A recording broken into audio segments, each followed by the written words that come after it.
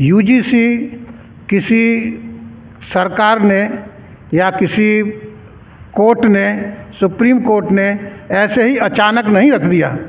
इसके पीछे बहुत बड़े सर्वेक्षण हुए, उनका निष्कर्षण हुआ, कमेटी बनी, उस कमेटी ने रिपोर्ट दी और कमेटी ने अपनी रिपोर्ट में ये साफ अंकित किया कि एससी, एसटी और ओबीसी के छात्रों के साथ यूनिवर्सिटियों में, कॉलेजों में भेदभाव होता है।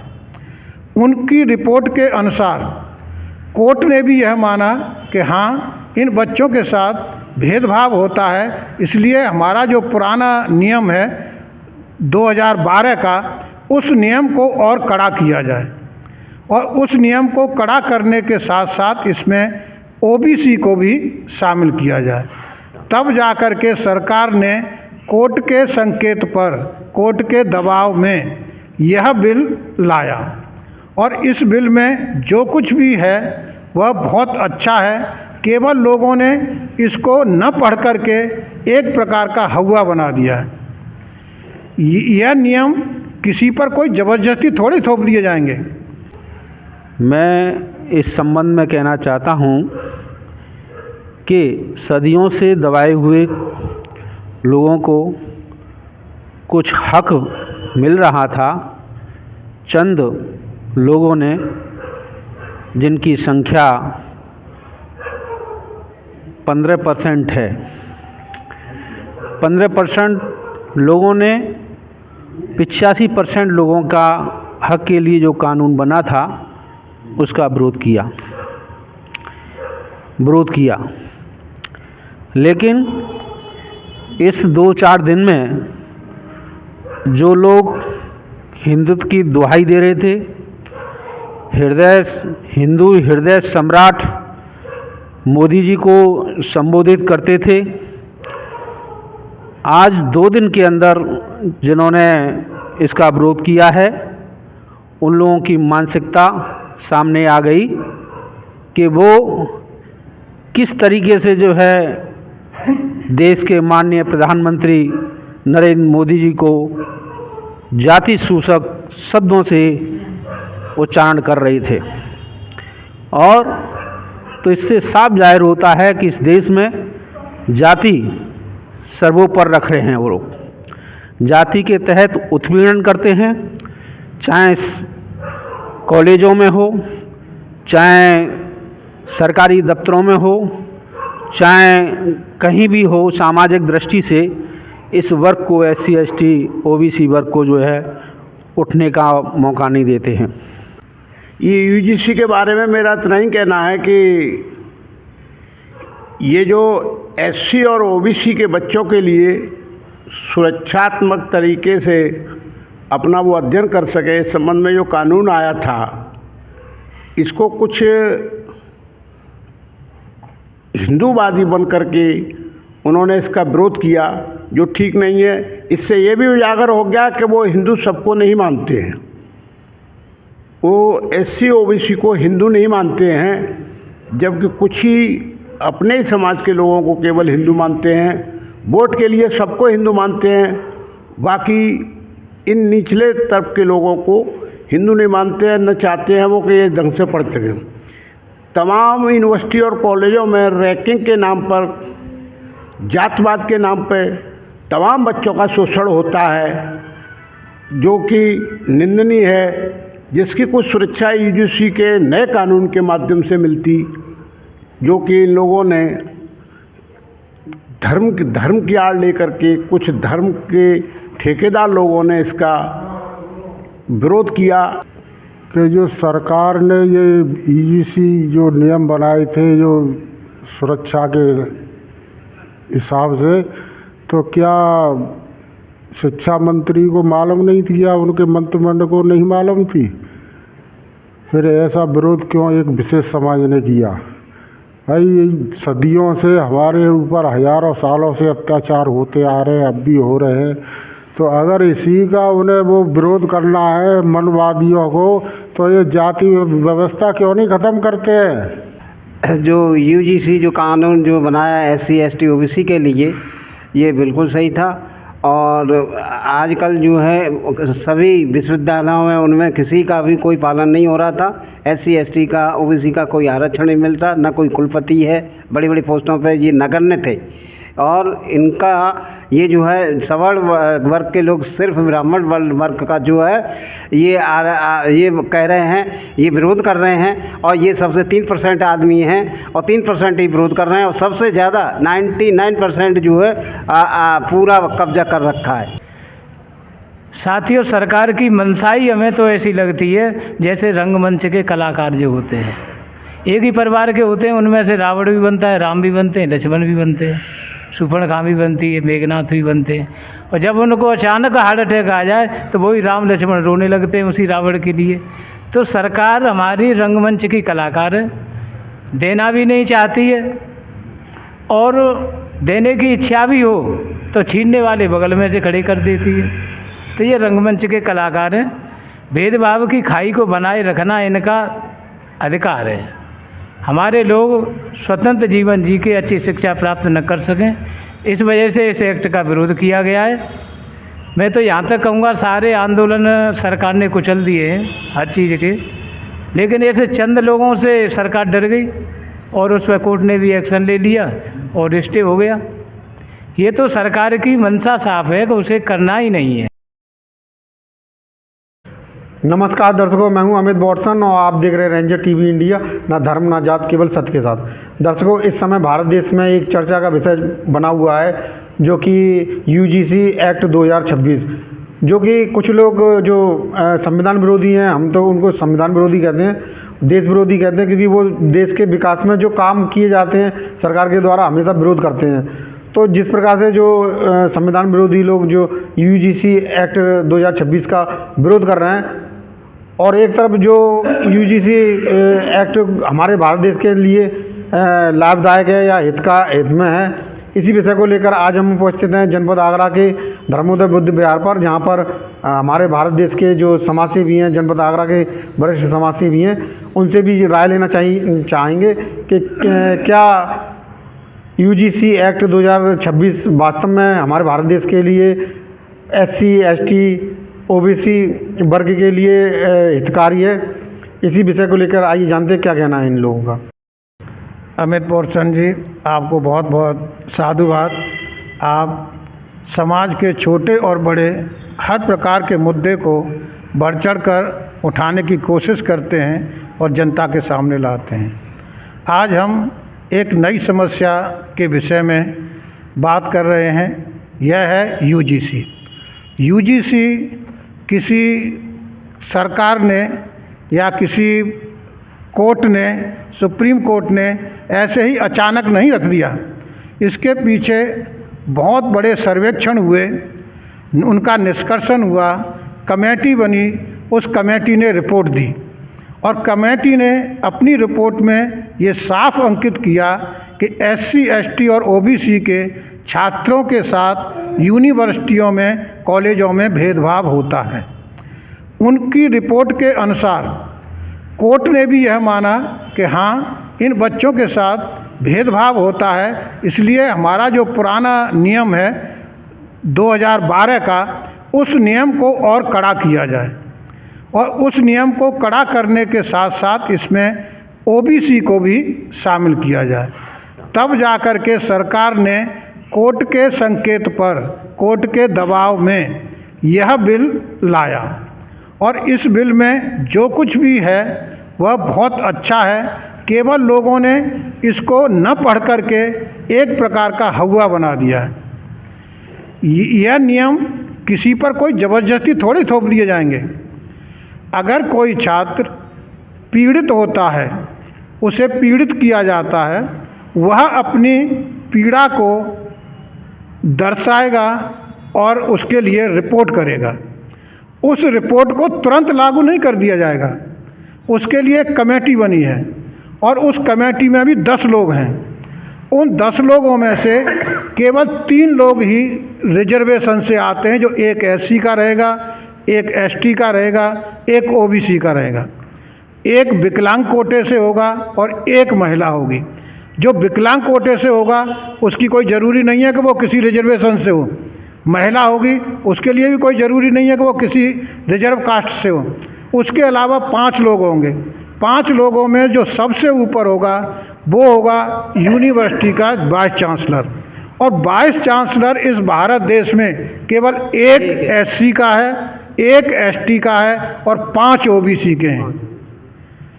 मतलब पूरे जितने भी 45 वो हैं यूनिवर्सिटियाँ, उन 45 में केवल 5 लोग हैं जिनको आप रिजर्वेशन में से मान सकते हो। वो भी उसमें भी जो 5 हैं वो ओबीसी के हैं। और ये इतिहास रहा है कि इन लोगों ने ओबीसी को ही भड़का करके सबसे ज़्यादा दंगे कराए हैं, सबसे ज़्यादा मारपीट कराई है। भड़काने वाला कोई और है, भड़कने वाला कोई और है, काम करने वाला कोई और है, पनिशमेंट को किसी और को मिलता है। तो ये तो केवल लोगों को गुमराह करने के लिए ये हवा बनाया और उन्हीं लोगों ने इसका विरोध किया जो ये नहीं चाहते हैं कि हर तबके का लोग, हर तबके का बच्चा आज़ादी के साथ पढ़ सके और वो अपनी मेरिट को अच्छी से अच्छी बना सके। अब ये अधिकतर में ये सुनने में आता है, सुनते भी हैं कि रिजर्वेशन से फलां आ गया। कभी इन्होंने ये सोचा कि जो डोनेशन से आ रहा वो कौन है? आप केवल एक डॉक्टर की कैटेगरी को ले लो।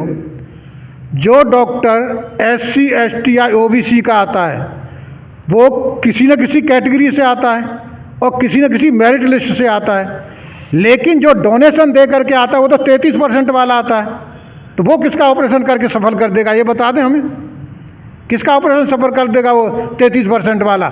वो देता है 1 करोड़ रुपया और डॉक्टर बन के डिग्री लेकर के आ जाता है, अपना हॉस्पिटल खोल लेता है। वो कितने ऑपरेशन सक्सेसफुल कर देगा? भाई रिजर्वेशन वाला आता है वो कम से कम जो मिनिमम क्वालिफिकेशन है 70% वो तो लाता है ना। वो 12th में 70% लाता है। उसके बाद कंपटीशन फाइट करता है और कंपटीशन में जो कट ऑफ लिस्ट होती है उससे वो आगे ही होता है, तब उसको एडमिशन मिलता है। डोनेशन वाले को किस पे एडमिशन मिलता है? 33% पर, 1 करोड़ रुपए पर। और 1 करोड़ रुपया किस पर होता है? इन्हीं पर होता है। तो ये किसका ऑपरेशन कर देंगे? दूसरी बात यह है कि ये जो ग्रांट कमीशन आया है इसमें किसी को कोई डरने वाली बात नहीं है, क्योंकि ये बहुत लंबा चौड़ा प्रोसीजर है। शिकायत करने के बाद भी 45 दिन में वो रिपोर्ट करेगा, 45 दिन के बाद कमेटी के पास जाएगा, फिर कमेटी उसमें 3 महीने लगाएगी, 3 महीने लगाने के बाद वो कुलपति के पास जाएगा। कुलपति भी अगर उसे ठीक मानता है तो ठीक मानेगा, नहीं मानेगा तो नहीं मानेगा। अगर ठीक मान भी लेता है तो फिर कोर्ट है। भाई तुम तो कोर्ट में जा सकते हो, तुम्हारे पास सब सुविधाएं हैं। जज तुम्हारे, वकील तुम्हारे, कोर्ट तुम्हारा, सरकार तुम्हारी, प्रधानमंत्री तुम्हारा, क्या है क्या नहीं है तुम्हारे पास जो तुम्हारे साथ अन्याय हो जाएगा। और आज तक की हिस्ट्री में ऐसा कौन सा केस आया है कि किसी एससी, एसटी या ओबीसी के छात्र ने या किसी व्यक्ति ने किसी जनरल कास्ट वाले को दबाया है या उसको किसी प्रकार से बेइज्जत किया है या उसका अपमान किया है? कौन सा ऐसा केस आया है? तो ये सब कुछ हुआ बनाया गया है और ये सब कुछ सरकार की चाल है, क्योंकि सरकार को कमेटियों की रिपोर्ट के अनुसार, कोर्ट के निर्देश के अनुसार ये बिल लाना पड़ा और साथ में अपने भाइयों को कह दिया कि तुम इसका विरोध करो। और विरोध करवा करके ऐसे जजों के पास भेज दिया जो दोनों एक विशेष कास्ट से बिलोंग करते हैं, जिनको अंग्रेज़ों ने बहुत पहले ही कह दिया था कि इस कास्ट में तो न्याय संगत विचार ही नहीं होते, ये तो न्याय प्रिय ही नहीं होता, इसलिए इनका कोई वकील या कोई जज कभी नहीं बनाना चाहिए। लेकिन आज सबसे ज़्यादा जज और वकील वो ही हैं और उसी प्रकार का फैसला आता है। इसलिए हम कहते हैं सब इस बिल को अच्छी तरह पढ़ें, उसके गुण और दोषों को जानें, इससे किसी का कोई नुकसान नहीं है। जिन छात्रों को डर था उनका डर भागा है और वो अच्छी तरह पढ़ेंगे और इतनी मेहनत करते थे उससे और आगे बढ़ेंगे। थैंक यू, धन्यवाद। जय भीम, नमो बुद्धाय। जय भीम, नमो बुद्धाय। धन्यवाद अमित भाई।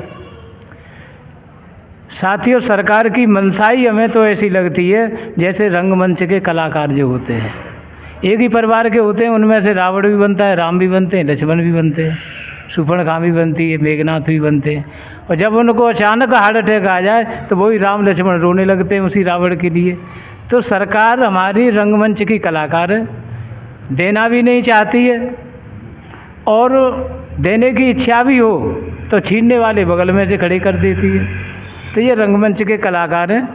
भेदभाव की खाई को बनाए रखना इनका अधिकार है। हमारे लोग स्वतंत्र जीवन जी के अच्छी शिक्षा प्राप्त न कर सकें, इस वजह से इस एक्ट का विरोध किया गया है। मैं तो यहाँ तक कहूँगा सारे आंदोलन सरकार ने कुचल दिए हैं हर चीज़ के, लेकिन ऐसे चंद लोगों से सरकार डर गई और उस पर कोर्ट ने भी एक्शन ले लिया और स्टे हो गया। ये तो सरकार की मंशा साफ है कि उसे करना ही नहीं है, और ये ढिंढोरा, नकली ढिंढोरा पीटना है। तो हम तो उसका समर्थन करते हैं एक्ट का। इन लोगों ने गलत किया है, और सरकार की मंशा हो तो चाहे जब ऐसा कोई काम असंभव नहीं है जो संभव नहीं हो सके। सरकार सब कुछ कर सकती है। जय भीम, नमो बुद्धाय।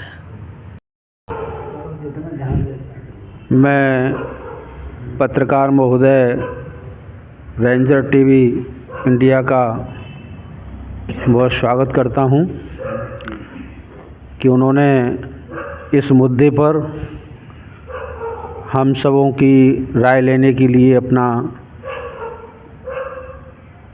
राय लेने के लिए आज उपस्थित हुए। मैं इस संबंध में कहना चाहता हूं कि सदियों से दबाए हुए लोगों को कुछ हक मिल रहा था। चंद लोगों ने, जिनकी संख्या 15% है, 15% लोगों ने 85% लोगों का हक के लिए जो कानून बना था उसका विरोध किया। लेकिन इस 2-4 दिन में जो लोग हिंदुत्व की दुहाई दे रहे थे, हिंदू हृदय सम्राट मोदी जी को संबोधित करते थे, आज 2 दिन के अंदर जिन्होंने इसका विरोध किया है, उन लोगों की मानसिकता सामने आ गई कि वो किस तरीके से जो है देश के माननीय प्रधानमंत्री नरेंद्र मोदी जी को जाति सूचक शब्दों से उच्चारण कर रहे थे।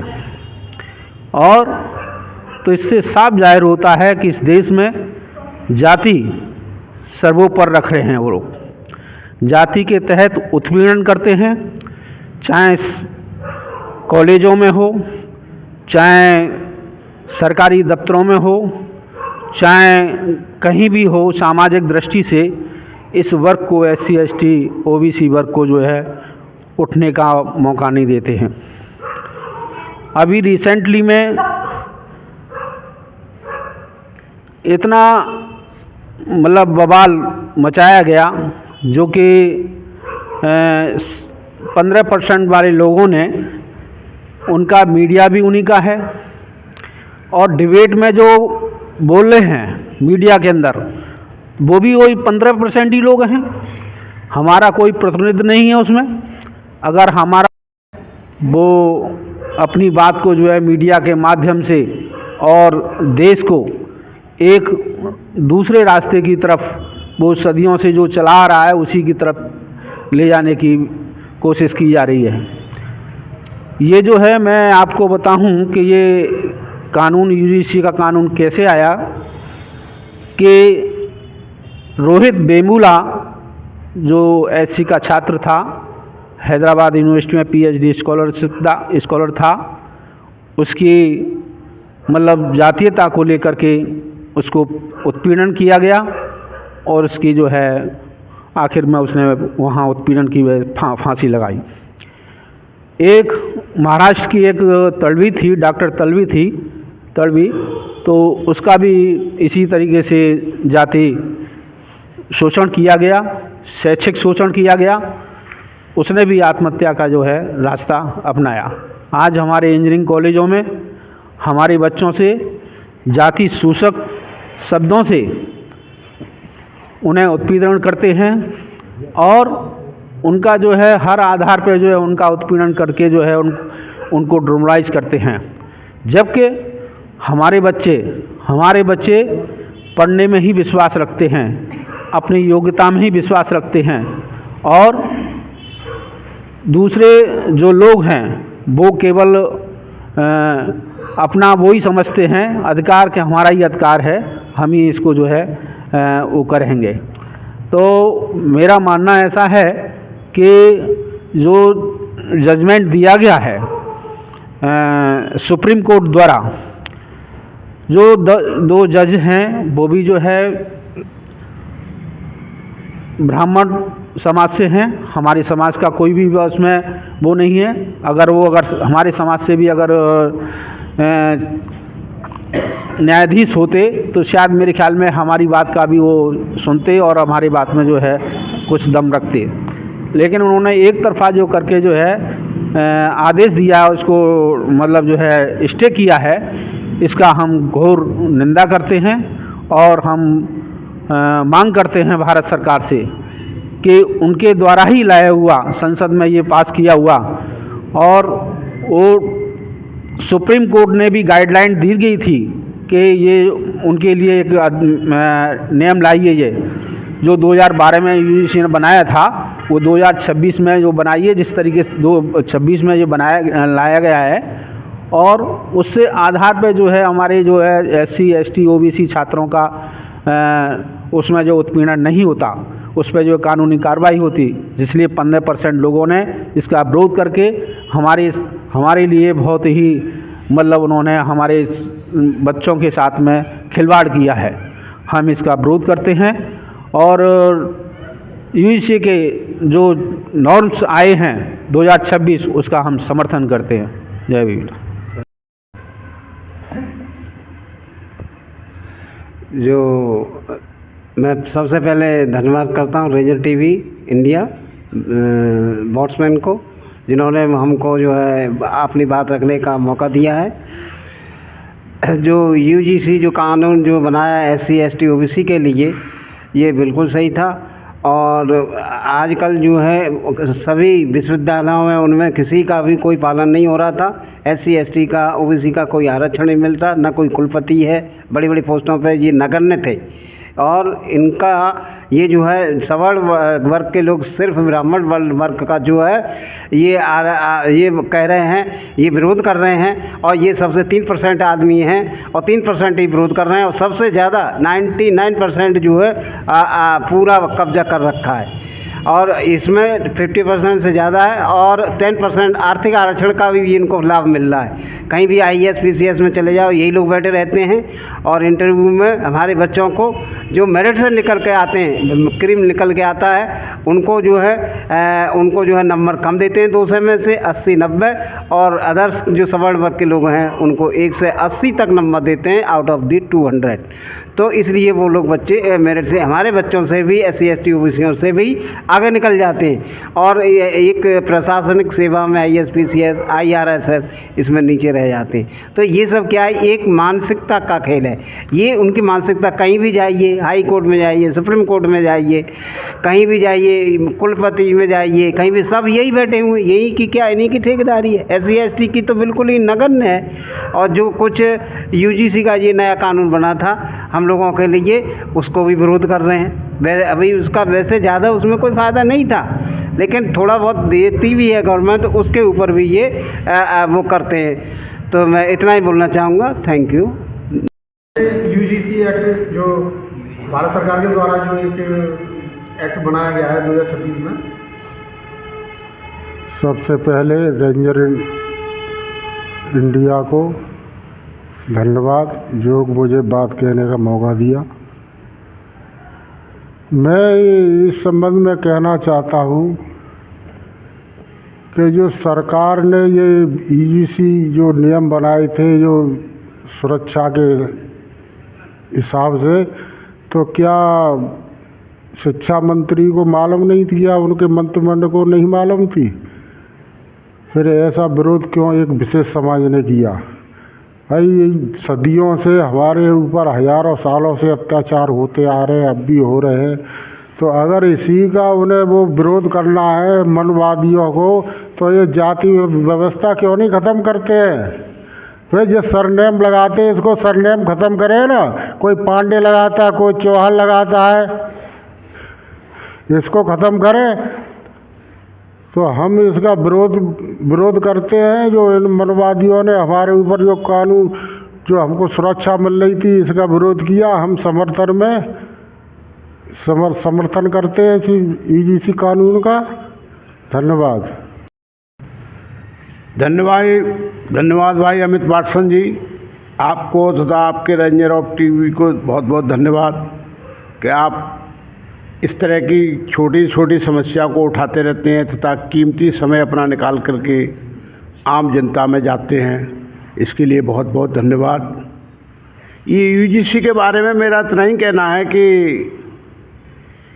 ये जो एससी और ओबीसी के बच्चों के लिए सुरक्षात्मक तरीके से अपना वो अध्ययन कर सके, इस संबंध में जो कानून आया था, इसको कुछ हिंदूवादी बन करके उन्होंने इसका विरोध किया, जो ठीक नहीं है। इससे ये भी उजागर हो गया कि वो हिंदू सबको नहीं मानते हैं, वो एससी ओबीसी को हिंदू नहीं मानते हैं, जबकि कुछ ही अपने ही समाज के लोगों को केवल हिंदू मानते हैं। वोट के लिए सबको हिंदू मानते हैं, बाकी इन निचले तबके के लोगों को हिंदू नहीं मानते हैं, न चाहते हैं वो कि ये ढंग से पढ़ सकें। तमाम यूनिवर्सिटी और कॉलेजों में रैंकिंग के नाम पर, जातवाद के नाम पर तमाम बच्चों का शोषण होता है, जो कि निंदनीय है, जिसकी कुछ सुरक्षा यूजीसी के नए कानून के माध्यम से मिलती, जो कि इन लोगों ने धर्म की आड़ लेकर के कुछ धर्म के ठेकेदार लोगों ने इसका विरोध किया। और विरोध करने के बाद में वो अपना इसके पूरा जोर ताकत लगाए कि ये कानून ख़त्म होना चाहिए। कुछ हद तक उनको इस मामले में सुप्रीम कोर्ट ने सफलता भी दी है, जबकि ये कानून एससी ओबीसी के लिए अति सुंदर था और होना चाहिए ये देश में। हम इसका पूरे जोर समर्थन करते हैं। जय भीम, नमो बुद्धाय। श्रीनगर बौद्ध विहार पार्क में आप आए हुए हैं, आपका स्वागत है। आपने जो रेंजर टीवी के माध्यम से हम सभी लोगों के समस्या के बारे में जानकारी की।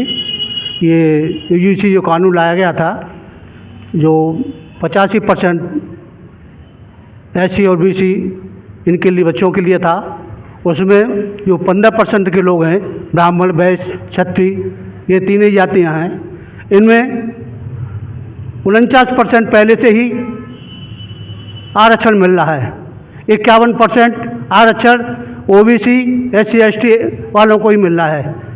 हम तो चाहते हैं ये आरक्षण को समाप्त किया जाए और 5% सभी को, सभी जातियों को 5% दिया है। ये तीन जातियाँ 20% में एक जाति ले रही हैं, 20% क्षत्रिय हैं, 20% में वैश्य हैं और 20% में 19 में ब्राह्मण हैं। जबकि वैश्य लोग ज़्यादातर नौकरी, बड़ी नौकरी हैं, डीएम है, कमिश्नर हैं, अन्य ऐसी नौकरियां उसमें जाते हैं। बाकी 50% इन्हीं दो जातियों के लिए है।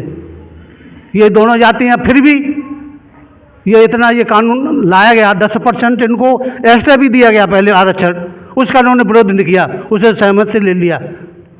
जो आरक्षण लाया गया है अभी तो पारित ही नहीं हुआ है। पारित होता तब उसका विरोध करते कि हमारे खिलाफ आरक्षण लगाया जाएगा, मुकदमा किया जाएगा अनुसूचित जाति का। मैं ये भी कहना चाहता हूँ, जो SC ST एक्ट जो बना गया है, जिसमें 7 साल की सज़ा रखी गई है, उस सज़ा को आजीवन कारावास में बदली जाए, संसद में विधेयक लाया जाए, आजीवन कारावास रखा जाए, क्योंकि इसमें बेचक करने वाला बेचक घर से थाने से जमानत लेकर छोड़ देता है, जिससे कोई आगे कार्रवाई नहीं होती है। जय Bhim, Navodaya. Ranger TV India, आपका बहुत बहुत धन्यवाद। बोरसन साहब, आपने ये अच्छी पहल की है, जिसके यूजीसी जो एक्ट है हमारा, यूनिवर्सिटी ग्रांट कमीशन है, जैसे विश्वविद्यालय अनुदान आयोग कहते हैं।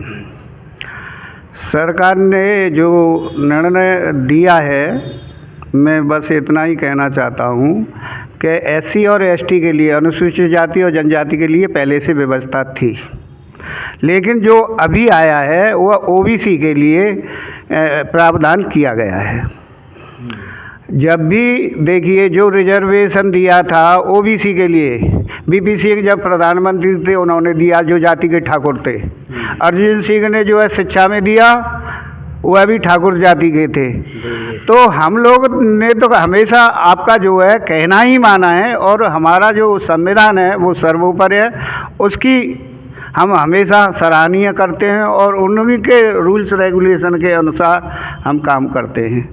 जब आपने इसको गजट को पास किया था तो आपने ओबीसी को इसमें जोड़ लिया था। बहुत अच्छी बात है, बहुत अच्छा काम किया आपने, क्योंकि उनको भी बहुत लंबे समय से मांग थी कि उनको भी जो है शिक्षा में 27%, अन्य विभागों में रिजर्वेशन मिलना चाहिए।